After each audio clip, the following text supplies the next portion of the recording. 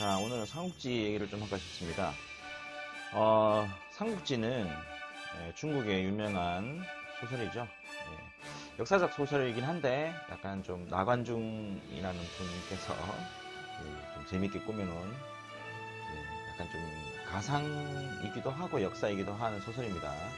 오늘부터 해가지고요, 제가 계속 역사적인 내용에 대해서 좀 얘기를 할까 싶어요. 그래서 오늘은 삼국지를 선택했는데요. 자, 삼국지는 일단 뭐 책도 많이 나와 있고요. 다른 여러 부분도 있습니다만은 일단 기본적으로 제가 요 게임이라는 걸 통해 가지고 게임을 하는 게 아니고요. 게임을 통해서 나와 있는 등장인물들, 자, 그런 걸로 인해서 삼국지 얘기를, 저만의 어떤 삼국지 또는 아니면 그에 관련된 역사적 사실을 얘기하면서 좀 썰을 좀 풀어볼까 싶습니다. 자, 일단 삼국지의 처음 시작은 황건적의 난부터 시작하죠. 여기 184년에 2월에 생기는 황건적의 난, 이렇게 나와 있습니다. 황건적은요, 내용을 한번 볼까요? 400년에 부귀를 누리던 한 왕조의 쇠퇴의 조짐이 나타난다. 황관 외척이 정치를 주무르고 지방에서는 관리들의 수탈이 횡행해 백성들은 점점 피폐해져 갔다. 자, 모든 어떤 나라가, 또 한 나라가 멸망하는 그 시점이 되면요, 대부분 다 여러 가지 일이 벌어지긴 하지만 일단 내부적으로 많이 썩어들어요. 황관 외척. 황관은 이제 거세된, 근데 이제 그런 신하들인데, 그런 신하들이 그 황제를 모시긴 합니다만은 많은 어떤 힘을 얻게 돼가지고 맘대로 이제 뭐 국정농단이라고 그러죠. 그런 식으로 주무르기 시작합니다. 그런 거 같고요. 외척이라는 것은 뭐냐면은 당인월이라든가 이런 주변 뭐 권력들, 그런 쪽을 외척이라고 합니다. 자, 뭐 그리고 당연히 이제 위에서 다 해먹으면 밑에서는 당연히 어려움을 겪겠죠. 그래서 백성들이 좀 힘들어져 간다. 그러겠네요. 자, 이때 황건적의 난이 발생했을 때요, 이 삼국지의 처음 시작은 유비라는 사람으로부터죠. 유현덕이라는 유비라는 사람. 일단 사실무장으로 해가지고요, 유비를 한번 해봅시다.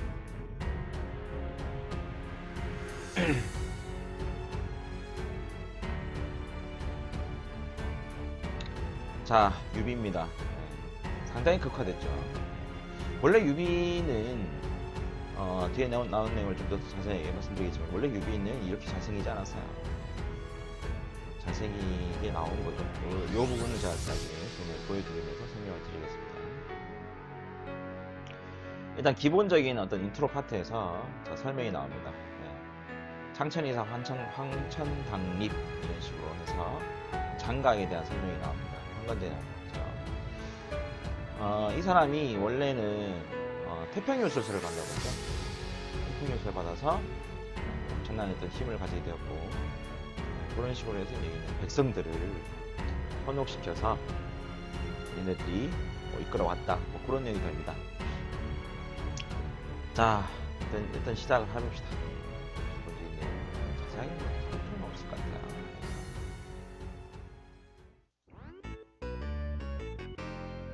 자, 유비 들어갑니다. 자, 유비에 대한 처음 스타트부터 얘기가 나오죠. 일단 뭐 나오는 내용이니까 한번 봐줄까요? 황건적의 유죄를 위협하자 태수 유원은 의용병 모집을 권고를 올린다. 그걸 지켜보던 한 젊은이가 있었다. 하하, 뭐야, 참 답답한 녀석이로구만. 나라의 위기에 힘을 다하지. 이 정도 목소리 안 되죠. 장비는 좀 목소리 걸거려야 됩니다. 뭐야, 참 답답한 녀석이로구만. 할아버지 목소리 나오죠. 나라의 위기에 힘을 다하지 못할 망정 한숨만 쉬다니. 이건 척하게 목소리인데. 자, 오늘 뭐 감기에 걸린 바람에 목소리가 좀 많이 망가졌어요. 좀 이해해 주십시오. 뭐야, 참 답답한 녀석이로구만. 나라의 위기에 힘을 다하지 못할 망정 한숨만 쉬다니. 한심한데? 누구시오? 성은 자, 이름은 비, 자는 익덕이라고 한다. 장익덕입니다. 장익덕. 놀래킨 건 미안하게 됐다만 보고 있자니 갑자기 화가 나서 말을 걸었네. 제 성은 유, 이름은 비, 자는 현덕이라 하오. 이 난국을 구하고 싶다 생각했으나 내게는 힘도 재산도 없어 탄식을 했다오. 오, 절 보니 보통 풍쟁 아닌걸? 자네의 그 말 자세히 듣고 싶은데 어때? 일단 저기서 한 잔. 실례, 그대들이 한 그 이야기 내게도 들려주었으면 하오. 이거 믿음직스럽게 보이는 분이시군요. 그대의 조남은 어찌 되시오? 성은 관, 이름은 우, 자는 운장이라 하오. 보통 풍채가 아닌 두 사람이 국난에 대해 이야기하는 걸 듣고 말을 걸었소이다. 자, 이렇게 시작을 합니다. 그래서 세 명이 뭐 객잔에서 이렇게 이제 술집이죠. 예, 출신과 뜻에 대해서 이야기하면서 의기투합했고 큰 뜻을 이루기 위해서 거사를 결의한다. 이렇게 됩니다. 마침 우리 집 뒤뜰에 복숭아 꽃이 만개하지. 출진하기 전에 우리 셋이 힘을 합쳐 마음을 하나로 할 것을 맹세하지 않겠나? 자, 이런 식으로 해서 스토리가 시작이 됩니다. 그래서 지금 도원결의 편인데요. 예. 사실 그 장비 어떤 책에 보면요 이런 얘기 나와요. 장비라기보다는 유비가 유비의 뒤뜰에서 이제 술을 대접하고 그다음에 이제 세 명이서 이제 도원결이라는 게 뭐냐면은 복숭아 나무가 피어 있는 언덕을 도원이라고 그러죠. 예, 도가 복숭아 도잖아요. 그래서 얘네들 세 명이서 거기서 이제 연을 맺어서 뭐 하겠다. 한날 한시에 다 죽겠다. 이런 식으로 이제 서로 간에 결의를 맺습니다. 그래서 도원결이라고 합니다. 사실 그 여러 가지 얘기가 분분하긴 한데요. 이 유비라는 사람이 사실 뭐 굉장한 사람이기는 아니고요. 그 당시에 좀 많이 미화된 거죠. 그 당시에는 별 볼일 없는 사람이었다. 원래 이 유비가 태어난 곳이 누상촌이라고 합니다. 자, 이렇게 전 지도가 이렇게 됐고요. 그리고 유비 얘기를 좀 계속 해볼까요? 네. 자, 유비가 일단 나옵니다. 한나라의 중산정왕 유승의 자손이고 초고의 소열 황제이며 유선의 아버지다. 이렇게 되어 있습니다. 자, 이연이라고 한 거는 이제 삼국지 연의를 간략하게 정리하는 거고요. 정이라는 것은 정사, 원래 삼국지 연의가 아닌 삼국지의 원래 역사책에 기록된 거대로 내놓은 겁니다. 아까 말씀드린 듯이 유비는 사실 누상촌이라는 곳에서 태어났다 그래요. 그래서 누상촌은 되게 좀 뭐 작은 마을인데 거기 유비가 살고 있는 집의 집 안에 있는 마당이란 거예요. 네, 거기서 엄청나게 큰 뽕나무가 있었다 그래요. 그래서 뭐 어떤 도사가 지나가면서 이 집에는 엄청난 인물이 나올 것이다. 대부분 그렇죠. 신화라는 거나 어떤 영웅들의 이야기를 하기 위해서는요 좀 뭔가 현실에서는 좀 안 맞는 얘기를 좀 해줘야 됩니다. 뭐 일반적인 평범한 사람이 태어나서 평범하게 살다가 평범하게 죽었다, 그건 영웅이라 할 수 없겠죠. 그래서 뭔가의 어떤 설정에서 현실적으로 가능하지 못한 또는 아니면 뭔가 좀 범상치 못한 어떤 일을 만들어냅니다. 장치를 만들어내야 돼요. 그래서 유비가 유상촌이라는 곳에서 태어나는데 엄청나게 큰 뽕나무를 가진 집에서 태어났고 또 거기서 태어나다 보니까 지금 이런 식으로 그림이 되어 있는 게 아니고요. 귀가 얼마나 큰지 자기 눈이 보였다 그래요. 자기 눈으로 귀를 볼 수 있을 만큼 귀가 엄청 커요. 이건 거의 괴물이죠. 네. 그리고 팔이 무릎을 지났다 합니다. 팔이 무릎을 지났는데 팔이 얼마나 오랑우탄도 아니고요. 네. 엄청나게 뭐 어떤 대단한 사람이라고 생각되죠. 네. 그런 식의 장치를 하면서 유비가 처음으로 스타트를 합니다.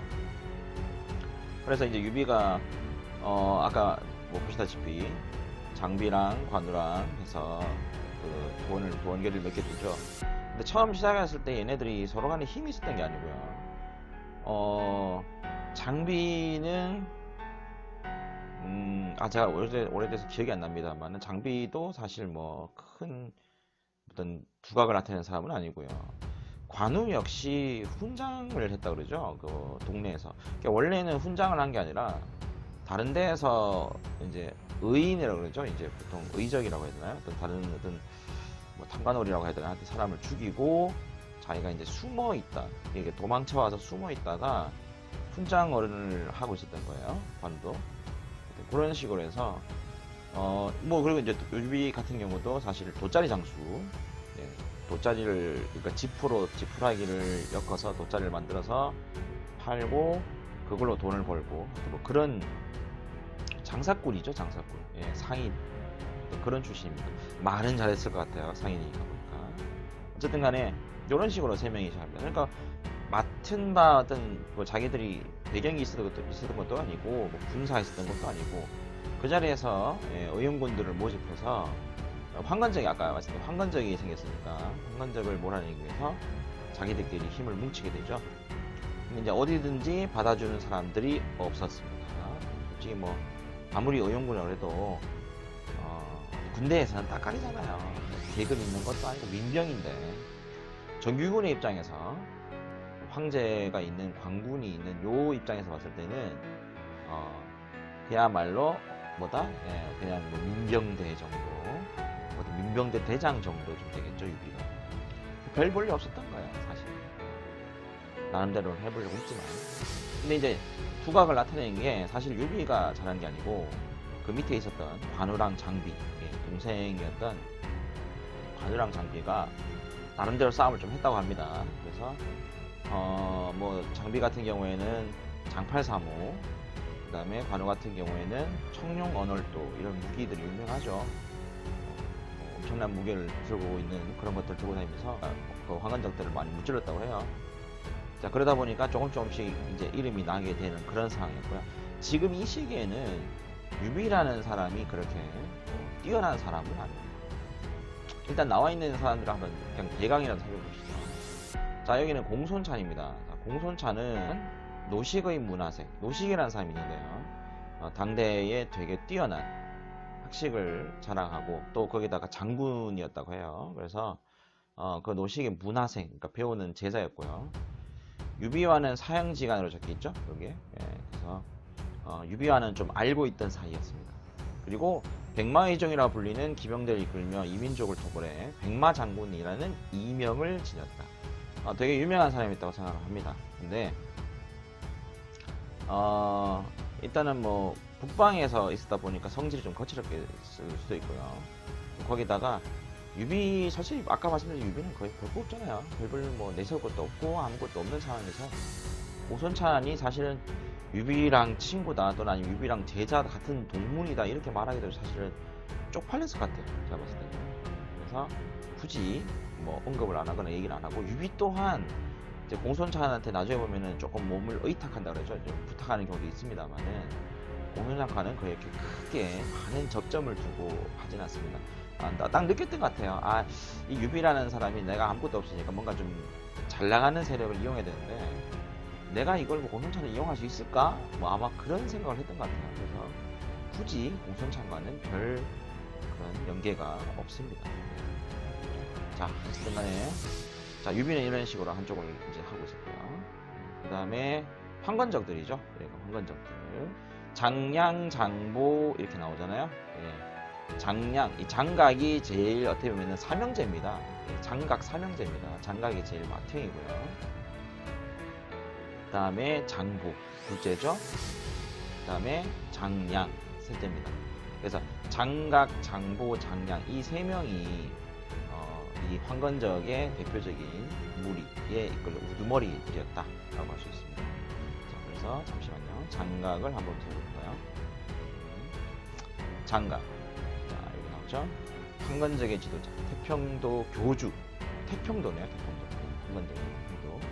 장보, 장량의 형으로 천공 장군을 자칭했다. 남한오선에게 받은 태평요술서 어쩌고저쩌고 하면서 있습니다. 이렇게 말 그대로 아이들 꼬신 거야. 그냥 백성들을 꼬신 거야. 야, 너 어차피 살기 힘들지 않느냐? 종교를 믿자.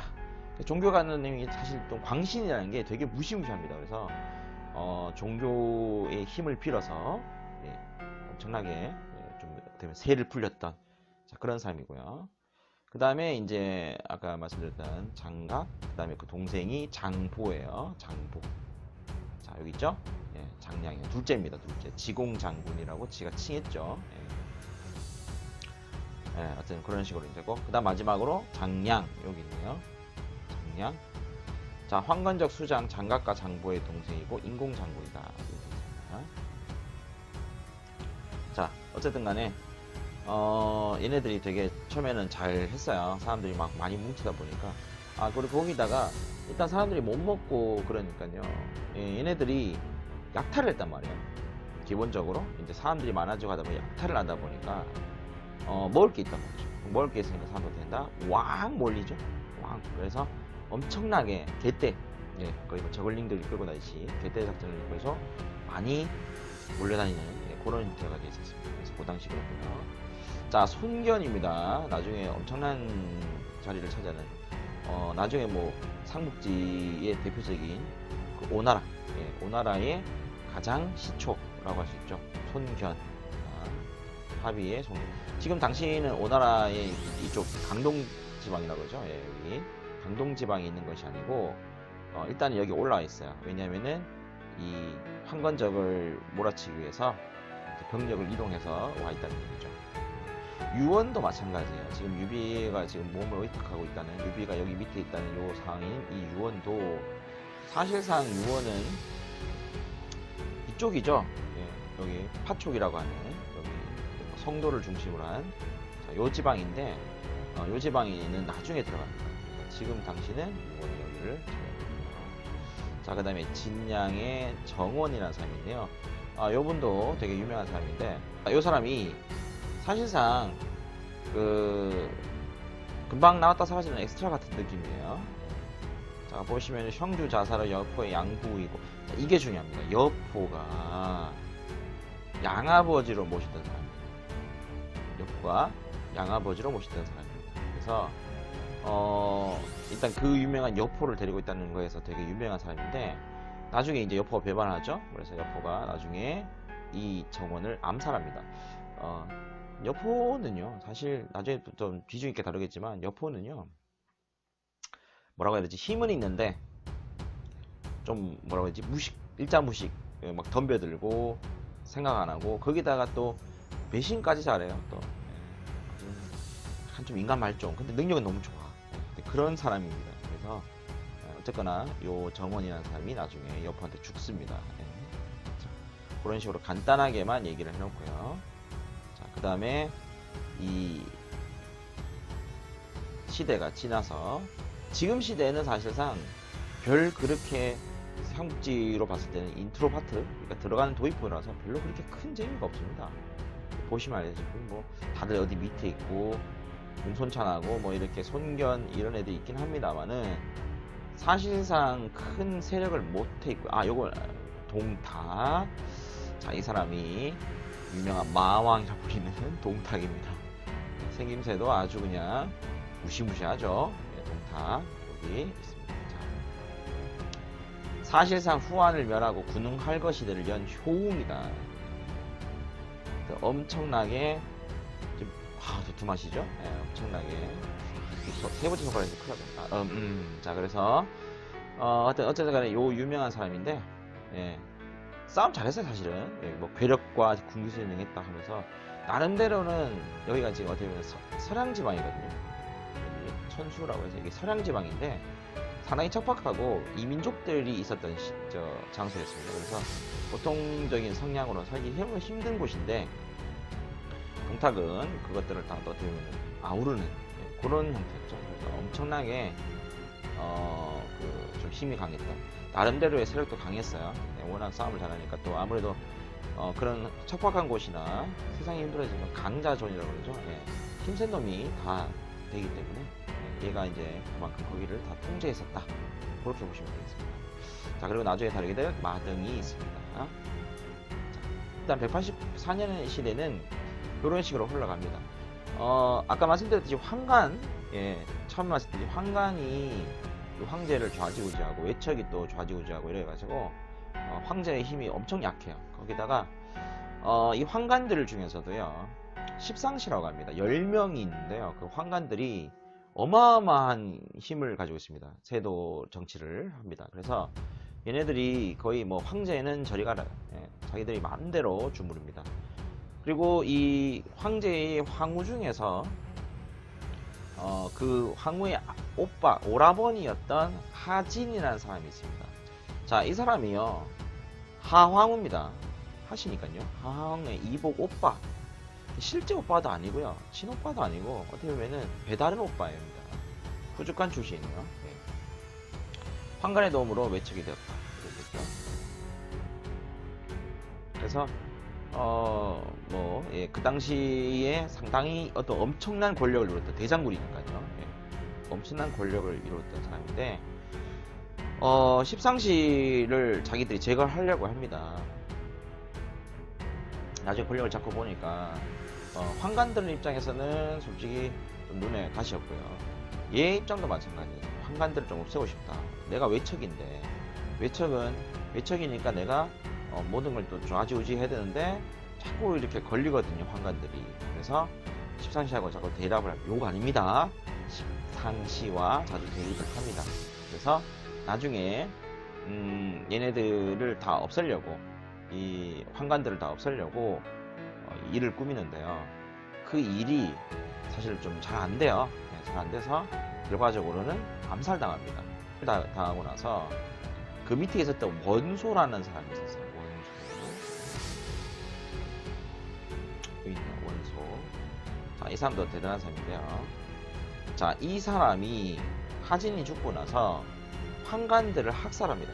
그러니까 이제 황간들 입장에서는 이거 대가리, 쉽게 말로 대가리만 죽이면 좀 되지 않겠느냐 했는데 아니었어요. 사실 대가리도 뭐 그렇게 좋은 대가리가 아니라서 걔를 죽인다고 하더라도 사실상 그 밑에 있는 쟁쟁한 애들이 많았었거든요. 원소라든가 원술이라든가 아니면 뭐 조조라든가. 그래서 이 원소가 병력을 이끌고 결과적으로는 이게 다 분탕치를 씁니다.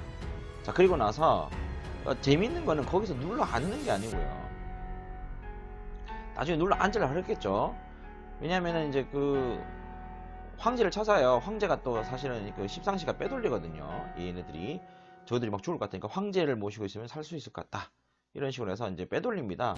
그래서 이제 일로 막 도망가는 거였죠. 사실은 이렇게 도망가는 중에 자, 이런 정변, 그러니까 변화를 알고 누가 끼어드냐면은 동탁이 끼어듭니다. 기회를 노리고 있었던 거죠.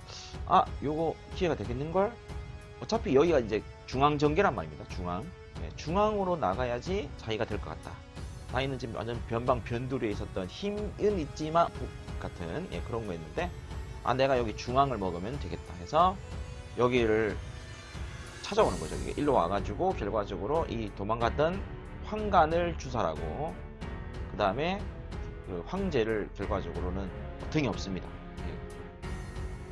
그리고 나서 이제 황제랑 같이 일로 돌아오죠.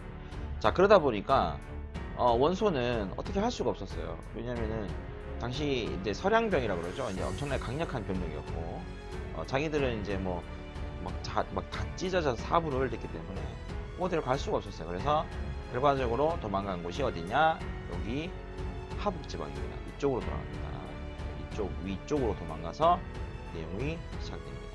자, 오늘은 간단하게요. 아주 간단하게 일단 유비에 대한 얘기를 좀 했고요.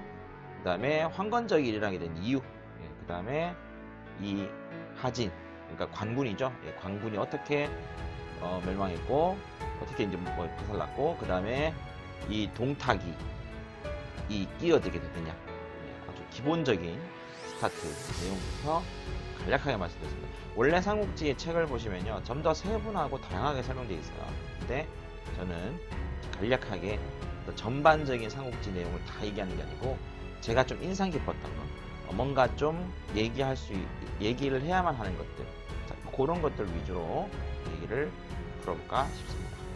자, 오늘은 여기까지 하지요. 자, 다음 2편에서는 자, 유비라는 사람이 어떤 식으로, 아직까지 유비의 어떤 부흥기는 안 왔어요. 근데 유비라는 사람이 어떻게 살아났고, 또 그 밖에 여포의 중심을 해서 어떤 식으로 동탁과 여포가 만나는지에 대해서 재미있게 또는 아니면 자세하게 설명을 드리도록 하겠습니다.